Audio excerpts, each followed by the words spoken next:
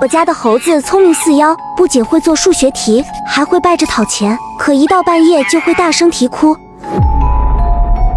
我家祖祖辈辈都是开马戏团的，可饲养的动物从来只有一种，那就是猴子。我问我爸，马戏团就一种动物能赚钱吗？可我爸冷哼一声，你懂什么？咱家猴子可不一样，个个都有本事，聪明着呢。果然如我爸所说，每只猴子的特点都不一样，有的会做数学题，有的会给我爸讨钱，有的还会写毛笔字。每天晚上表演一开始，就会涌进大批的观众，我爸因此赚得盆满钵满。可奇怪的是，这些猴子一到晚上就会发出阵阵啼哭。这天睡觉的时候，我被一阵沙哑间断的声音吵醒。好痒，帮我抓挠一下，我的脚趾头露出来了。我直直坐起身，发现那只独眼猴子就站在我的床边。它见我醒过来更兴奋了，大嘴张合着，快帮我挠一下。我吓得瞬间汗流浃背。爸爸，快来，猴子成精了，猴子会说话。听到我的呼喊，我爸迅速赶过来，一见到那只猴子，我爸的脸色瞬间变得很难看，拎起那只猴子转身去了仓库。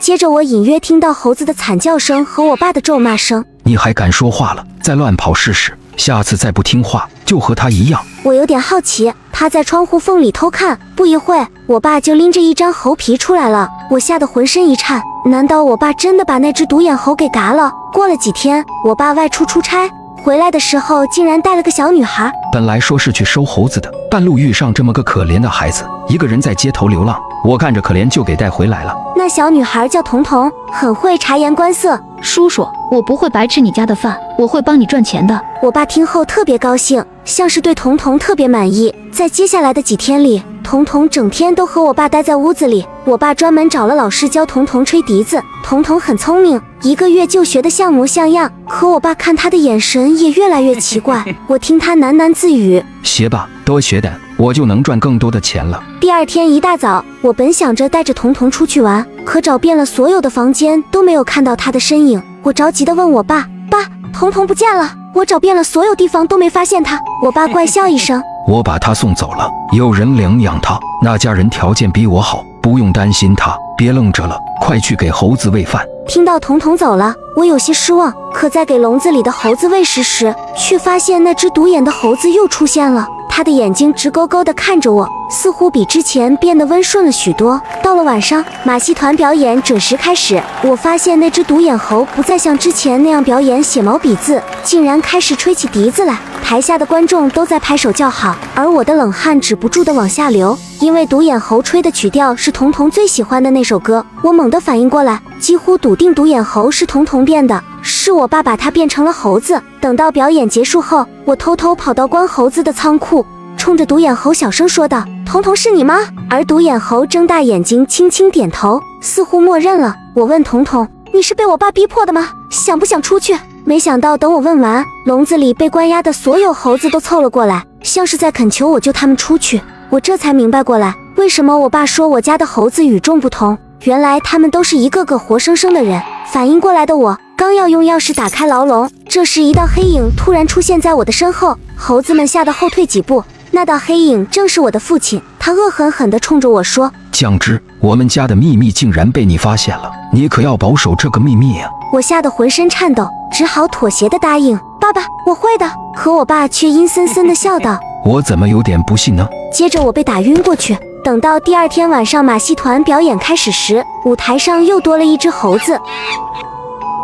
深夜，寂静的业主群里突然跳出一条消息：死亡讣告，幸福小区4号楼孙振国先生于4月1日不幸去世，深感哀痛，仅此讣告。4月1日，明天。我一脸疑惑的又看了一遍，长这么大不是没遇到过死人的情况，可来自后天的死讯还是第一次遇到。发错了时间，还是有人在恶作剧。下一秒消息被人撤了回去，我不自觉地舒了一口气。一眨眼的功夫，对方又发来消息，这一次不仅有讣告，还有一项。黑白照片上的男人一双凶悍的眼睛，却是笑眯眯的，透着一股诡异。照片上的男人我认识，他的确叫孙振国，住在3单元，可他活得好好的。不久前去超市时，我还遇到他来买烟。带着好奇，我点开了对方的头像，一望无际的黑，连昵称也是空白的。点开他的朋友圈，只有一道黑线。我正在疑惑，手机突然响起，孙振国亲自出来辟谣：你竟敢诅咒老子，是活腻了吧？你是谁？赶紧滚出来！有本事咱们单挑！孙振国的火爆脾气一下子上来了，开始在群里骂骂咧咧，可对方一直没有回复他他不甘心，又艾特了楼长，问他黑色头像是谁。楼长查了一圈也没弄清楚对方的身份。孙振国一肚子火没处发泄，在微信群里不停地发送语音，输出毕生所学的脏话。然而对方依旧没有现身，本以为闹剧就此结束，可第二天孙振国真的死了，死于车祸。我第一时间想到的是那个提前发布的讣告，忙不迭地打开手机，意外的是那个讣告竟然消失了，连同发布的人也不在群里，这是怎么回事？不对，孙振国聊天记录还在，他不可能对着空气发疯，这也太邪门了。最初小区里人人自危，生怕那诡异的讣告上会出现自己的名字，庆幸的是死亡讣告一直没有出现。3个月后，大家渐渐遗忘了这件事。然而在生活回归平静时，死亡讣告再次出现了。下班回来的我突然看到单元门口贴着一张白纸，上面森森然地写着一段血红色的大字：2单元赵硕先生于7月25日离世，哀痛万分，仅此讣告。明天就是7月25日，真的又有人要枉死。赵硕是我的初中同学，初中毕业后就出来打拼，看到讣告上是他的名字，我忍不住发去语音询问：赵硕，你看到门口贴的讣告了吗？我看到了。你说我怎么这么丧呢？好端端的我招谁惹谁了？或许是被吓破了胆，他说话时止不住的发颤。我已经报警了，孙振国的死太震撼，太恐怖了，我不敢拿生命开玩笑。10分钟后，2台警车驶进了小区，先是把贴在墙上的讣告撕下，随后帽子叔叔分成3组，一组查看监控，一组重点研究赵硕的生活轨迹与人物关系，一组群访小区住户，寻找杀人线索。整个小区陷入了恐慌和恐惧之中，可赵硕还是死了。25日清晨，伴随一声凄厉的惨叫，赵硕破窗而出，接着是一声闷响，死在众目睽睽之下。这哪是讣告，这简直就是催命的符纸。此时业主群变得躁动起来，大家惴惴不安地议论着当下的情形。赵硕跳楼了，他和之前死的那人到底有没有关系？谁知道呢？这也太邪性了，我现在连大气都不敢喘。谁说不是呢？第一次觉得我命由人不由己，该不会是咱们小区犯忌讳吧？要不然怎么会频繁出事？要不找个风水大师瞧瞧。看着大家沮丧的发言，我的心也陷入了谷底，头上仿佛悬着一把无形的刀。警察对这件事高度重视，设置了大量警员进行勘查。调查结果显示，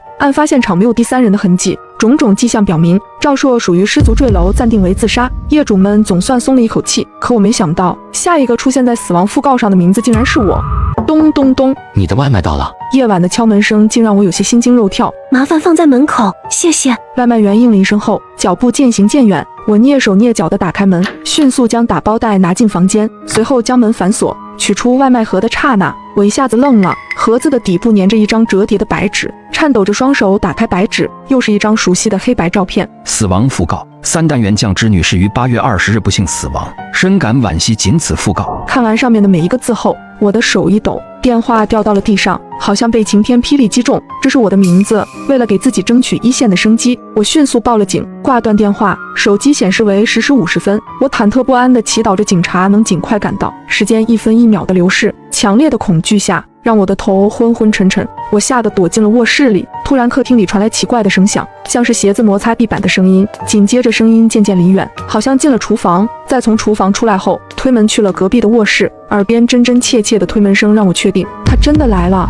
我的脸色陡然变得苍白，手也不住地发抖，颤抖的嘴唇咬紧牙关，极力不发出一丝声音，贴着房门蹲了下来。突然一阵敲门声响起，我的脑袋轰的一下炸开了，浑身止不住地发抖。接着传来一个极为温柔低沉却透着杀气的男声：姜汁，看到你的讣告了吗？我来送你上路。咚咚咚，把门打开吧，也逃不掉的。男人嘿嘿一笑，锁了门就万事大吉了吗？下一秒是钥匙转动的声音，我不禁将脑袋探出来，门口一双邪恶的眼睛紧紧盯着我，我被吓得瘫倒在地上。别过来，我根本不认识你，求求你不要伤害我。他愣了几秒，也不认识我正常。你还记得宋玉吗？我是他哥哥。他眯着眼睛，咬牙切齿地问：宋玉。听到这个名字，我的心猛地一沉。初中时代，家庭优渥的我无人敢惹，大家争先恐后的巴结我。宋玉是插班生，虽然是个乡巴佬，学习成绩却格外好，加上他长相甜美，很快就得到老师和很多同学的青睐。我觉得宋玉威胁到了我的地位，把他作为假想敌，处处针对他。于是我找了关系要好的2个朋友，制造了一场绑架案。这件事发生不久，宋玉就退学了。最初我很愧疚，后来随着时间的推移，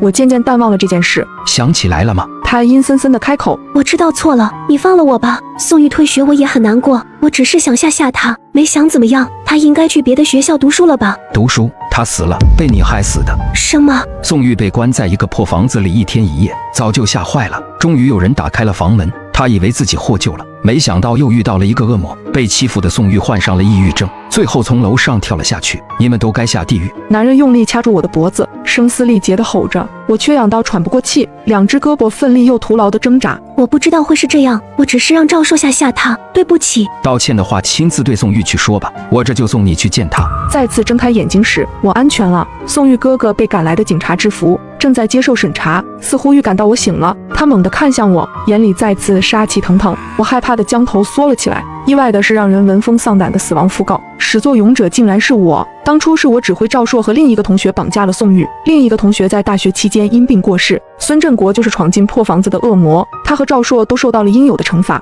我似乎是个幸运儿，可现实告诉我，良心的谴责和深夜的噩梦让人生不如死。我不配得到受害者的原谅，只能祈祷校园霸凌越来越少，所有的孩子都能健康快乐地长大。